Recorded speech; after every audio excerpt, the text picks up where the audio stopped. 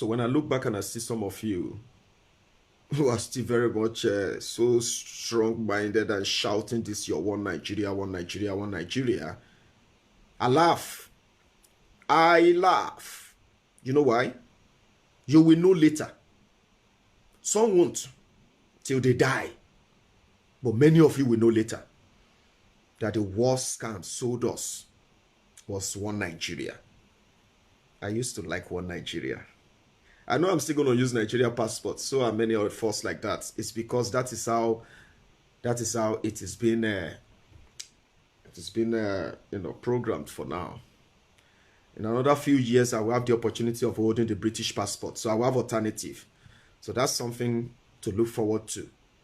But British passport is not as important to me as holding my own Oduduwa passport. You know what I mean? Like Omo Yoruba, Oduduwa. A passport written in Yoruba, not English. A passport, international passport written in Yoruba. So holding the British passport is not as important to me as holding the Oduduwa Republic passport. So as long as I live, as long as I can still talk, as long as I can still live, right? I will always I will always look forward to that day too. I've got alternative. So not that we actually love Nigeria that much anymore.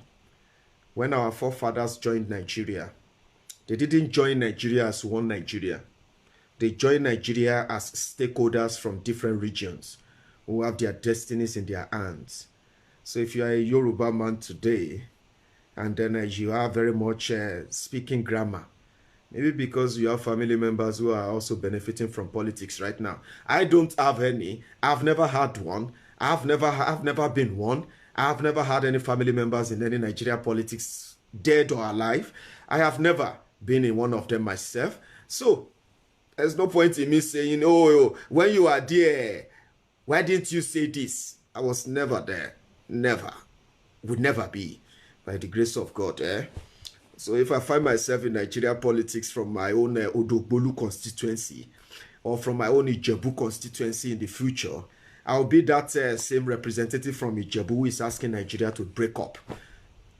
If I find myself in their midst, you can look forward to that. Because you never can say never. But however, I'm saying this simply because you can know where I stand.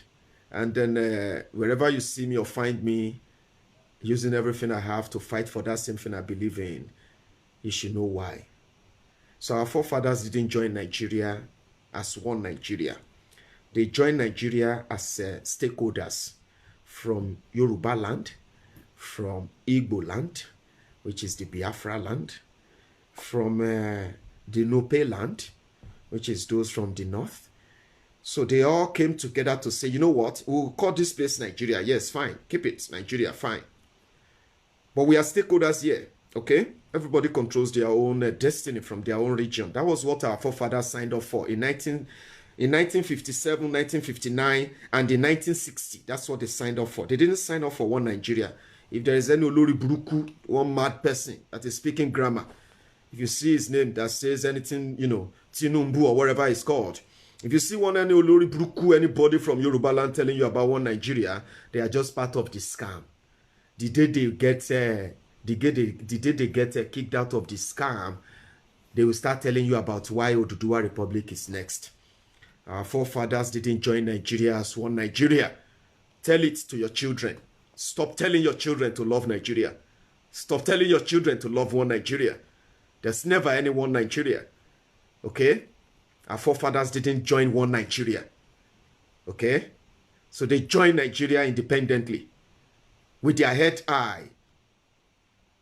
So if anybody is trying to manipulate that today using all this grammar in the book, telling us that Nigeria will never break up, Nigeria was never one. It was never one. Historically, we were never one. We joined independently. It's a Western region. The Yoruba people of Western region. It was an identity politics. And the reason why they didn't join one Nigeria was because of something like this, the fraud of today. Okay?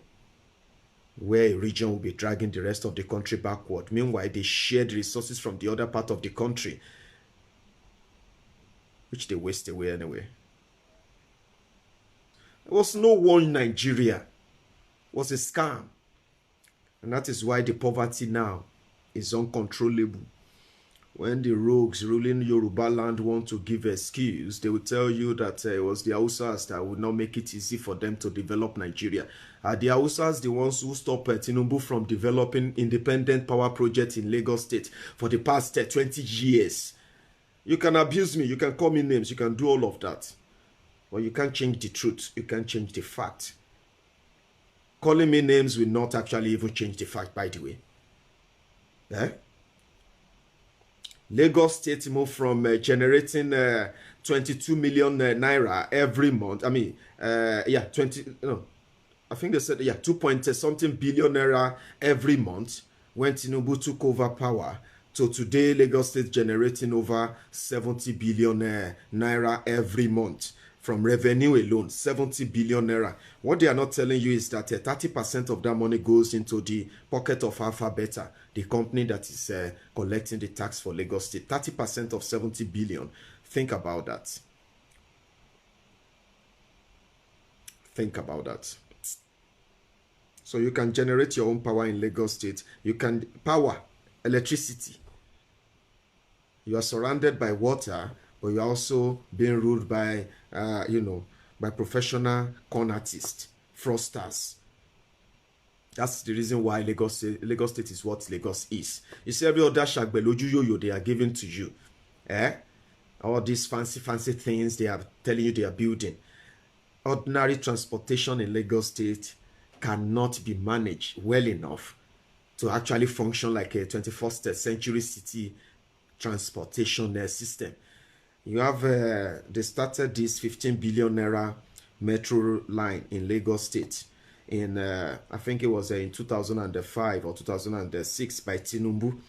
They have spent over 20 billion on that project right now, and it is still very much at maybe 10% completion rate.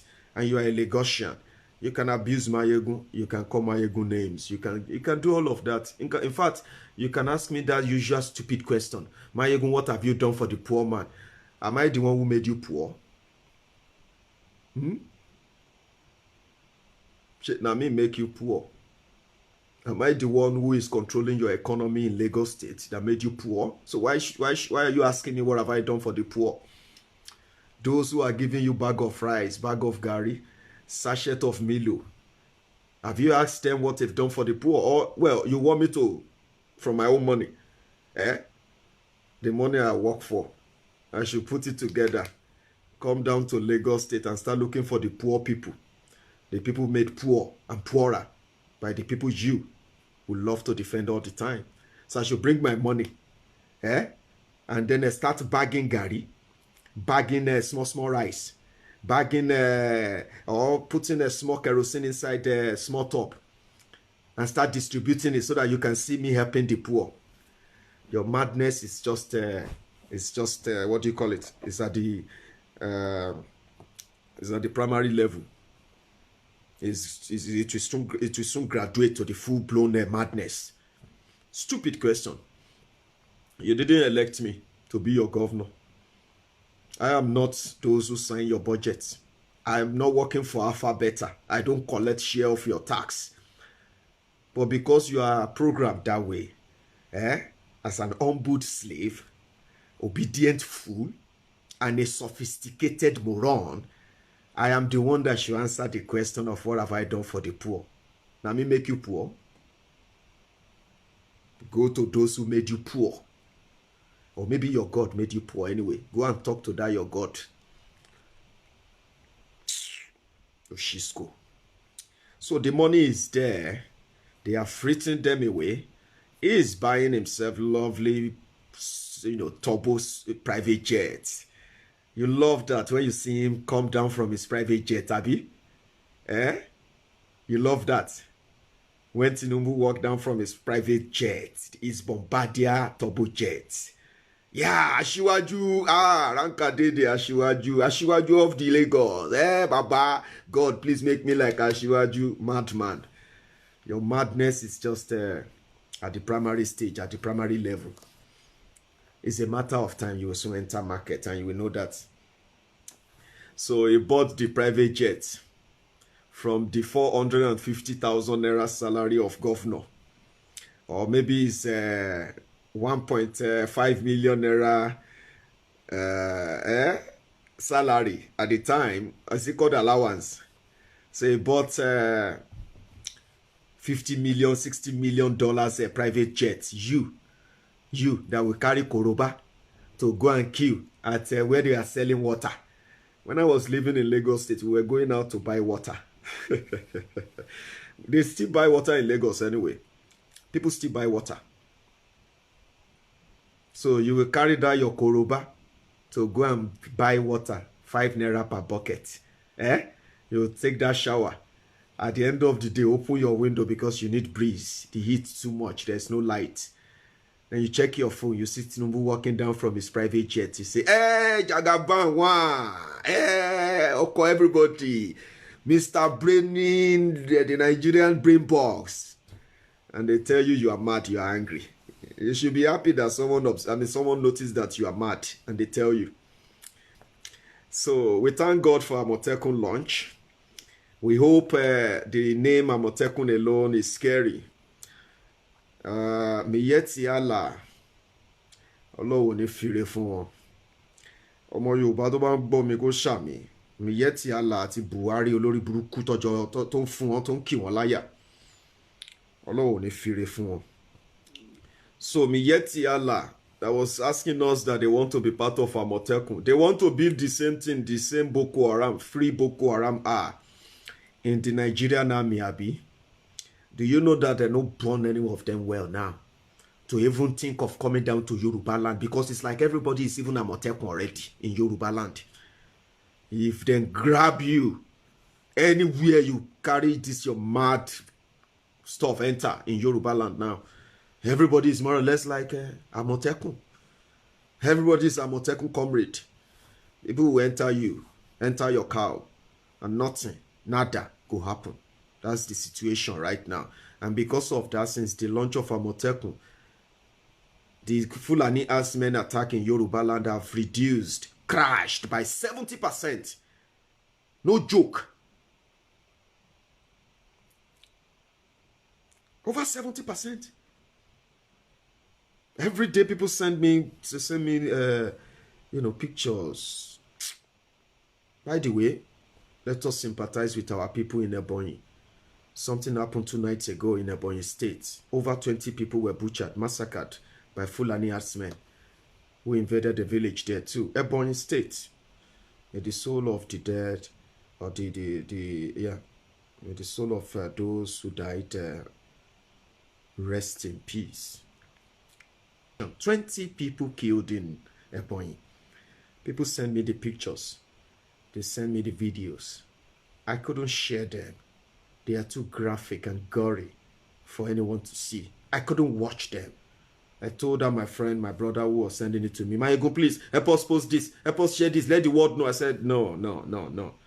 If I wake up in the morning and I see pictures like this, where people's heads were being chopped off, where people were butchered like, 20 people, bodies, I saw the pictures. I was like, you will ruin the day for me. Apart from the fact that Facebook will block me and stop me from publishing, because they were so gory. It's obvious. There is no government in the eastern part of Nigeria, because all of them, so far, they seems to be cowards. And let's use the right word, cowards. Yoruba governors, so far so good. They have managed to raise the hope and expectation of people like us when it comes to saving the lives and properties of our people. That alone makes them feel like, you are forgiven for the time being, right? So we'd love to see that happen all over Nigeria.